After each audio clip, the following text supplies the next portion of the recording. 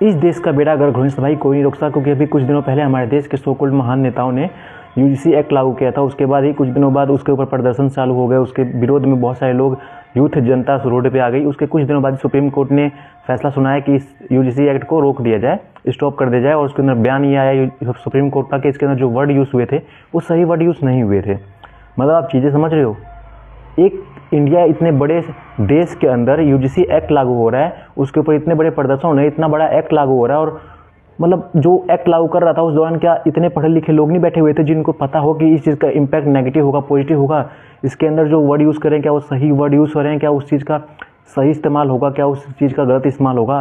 क्या उस टाइम लोगों को बिल्कुल नहीं समझदारी थी जो उसको बना रहे थे, या बस जनता ही इतनी समझदार है? और अगर जनता इतनी समझदार है तो वो लोग वहाँ उस पद पे क्या कर रहे हैं? अरे यार बेसिक सी बात थी कि यूजीसी एक्ट को लागू किया जाए, वहाँ पे आईएएस ऑफिसर इतने पढ़े लिखे लोग, एजुकेशन मिनिस्टर, एजुकेशन से रिलेटेड जितने भी जो हाई पोस्ट वाले लोग होंगे वो वहाँ बैठे होंगे, तब उस यूजीसी एक्ट के ऊपर बहुत सारी बातचीत हुई होंगी, तब वो लागू किया गया होगा। तो क्या वो लोग उस टाइम समझदार नहीं थे कि इस चीज़ का क्या इम्पैक्ट पड़ेगा हमारे देश के ऊपर, क्या समाज के ऊपर इम्पैक्ट पड़ेगा, पॉजिटिव इम्पैक्ट पड़ेगा, नेगेटिव इम्पैक्ट पड़ेगा? और अगर नेगेटिव इम्पैक्ट पड़ेगा तो उसको कैसे हैंडल करना है, पॉजिटिव इम्पैक्ट पड़ेगा तो उसको कैसे बढ़ावा देना है? क्या उस टाइम इन लोग के पास कोई भी कॉमन सेंस नहीं था? और एक चीज़ मैं आप लोग को बताना चाहूँगा जो मेरे पर्सपेक्टिव से है, सच बता रहा हूँ, इसमें गलती सारी हमारी जनता की है।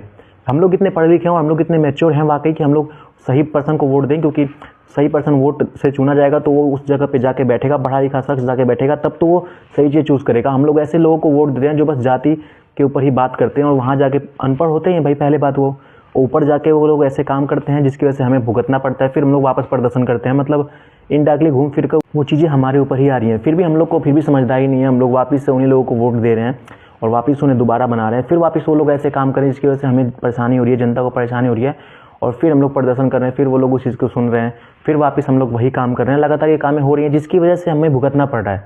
तो अगर कुछ अच्छा नई चीज़ लानी है ना भाई, तो अपने ऊपर काम करो, अपनी सोच बदलो यार। सबसे पहले तो मैच्योर बनो यार, क्योंकि वाकई जनता इतनी मैच्योर है कि वो इस चीज़ कोई भी रूल एक्ट को, किसी भी चीज़ को या किसी लोग को समझ सकती है कि क्या वो पर्सन सही है, क्या वो जो लागू कर रहा है क्या वो रूल सही है।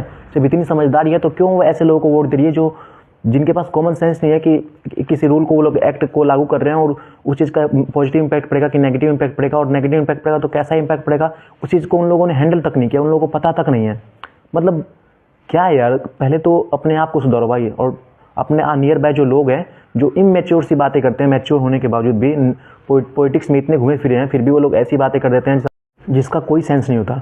मैं लिटरली बता रहा हूँ, मैं ऐसे देश में हूँ अपने इंडिया में जो कि विश्व की सबसे बड़ी डेमोक्रेसी कंट्री है, पर इसके अंदर आज़ादी नहीं है कि हम लोग फ्रीडम, इतनी फ्रीडम नहीं है कि हम लोग अपनी बात को किसी पॉलिटिक्स के ऊपर सवाल खड़े कर सकें, किसी नेता के ऊपर सवाल खड़े कर सकें। क्योंकि सवाल खड़े करेंगे तो या तो हम लोग ख़त्म हो जाएंगे, या हमारे ऊपर कोई कानूनी कार्रवाई कर दी जाएगी, या कुछ कर जाएगी। मतलब क्या है यार ये? मतलब हम लोग को फ्रीडम मिला है, हम लोग स्पीक करने के लिए, हम लोग को पढ़ाया जाता है बचपन से कि आपके पास फ्रीडम है, राइट टू स्पीच है, पर उस राइट टू स्पीच का क्या फ़ायदा हो रहा है भाई? कुछ भी फ़ायदा नहीं हो रहा है। हम लोग जहाँ बोलना स्टार्ट करते हैं कानूनी कार्रवाई की जा रही है, हमारे ऊपर ऐसे ऐसे एक्ट लागू कर दिए जा रहे हैं, हम लोग को जेल में डाल दिया जा रहा है। ये सब चीज़ें हो रही है भाई इस देश में। और आप लोग कास्ट को लेकर इतने हंगामा कर रहे हो, बिल्कुल सही बात है भाई, कास्ट को लेकर हंगामा कर रहे हो, क्योंकि जो रूल बना था उसका कुछ ऐसे लोग हैं जो इनोसेंट होते हैं पर उनको उस एक्ट के जरिए फंसाया जाता है। ऐसे ही पिछले टाइम में एससी एक्ट है जो, उसके अंदर भाई कुछ एससी लोगों को मदद तो मिलती है, पर कुछ एससी लोग किसी इनोसेंट पर्सन को ही फंसा देते हैं अपने आपसी मतभेद के अंदर। तो यार हर रूल एक्ट का, हर चीज़ का एक पॉजिटिव इम्पैक्ट, एक नेगेटिव इम्पैक्ट होता है, ये सरकार को ऑलरेडी पता है। फिर उसको कैसे इस चीज़ को हैंडल करना है, ये चीज़ के ऊपर उन्हें काम करना चाहिए। तो नहीं, वो बस एक्ट रूल लागू कर देंगे, उसके अलावा कुछ भी काम नहीं करेंगे। और हर बार कास्ट को ही घसीटा जाता है, कोई और चीज़ क्यों नहीं लागू की जाती है, कोई और तरीका क्यों नहीं ढूंढा जाता है? हर बार caste caste caste caste caste क्यों? हर बार कास्ट की पॉलिटिक्स क्यों खेली जाती है यार? कास्ट से हटके भी बहुत चीज़ें हैं जो देश में सुधारने की नीड है, पर सरकार को बस कास्ट में ही इंटरेस्ट है। तो यार मतलब इस देश का वाकई बेड़ा गर्क है। और मैं लिटरली कह रहा हूँ, अगर कोई बाहर का लोग ये चीज़ें, बाहर के विदेश के लोग अगर ये चीज़ें सुनेंगे, ये न्यूज़ सुनेंगे हमारे देश की, तो लोग हंसते होंगे यार कि मतलब इतनी पढ़ी लिखी कंट्री है, इतनी यूथ कंट्री है, उसके अंदर ये सब क्या हो रहा है यार? इस देश के नेता ऐसे कैसे हैं, इस देश की जनता कैसे है जो इन्हें वोट देकर बना रही है यार? सबसे बड़ी कमी तो हम लोगों में है।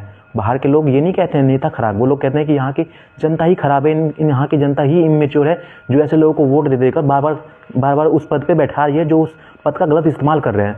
तो सुधारना तो सबसे पहले अपने अंदर है, पर नहीं, और भाई सरकार में तो खामियां अनलिमिटेड है, उनके तो खामियां अगर ढूंढने बैठो तो पूरी उम्र बीत जाएगी। लिटरली बता रहा हूँ, पूरी उम्र बीत जाएगी, इतनी खामियां हर एक सरकार में, नॉट इवन वन, हर एक सरकार में बता रहा हूँ।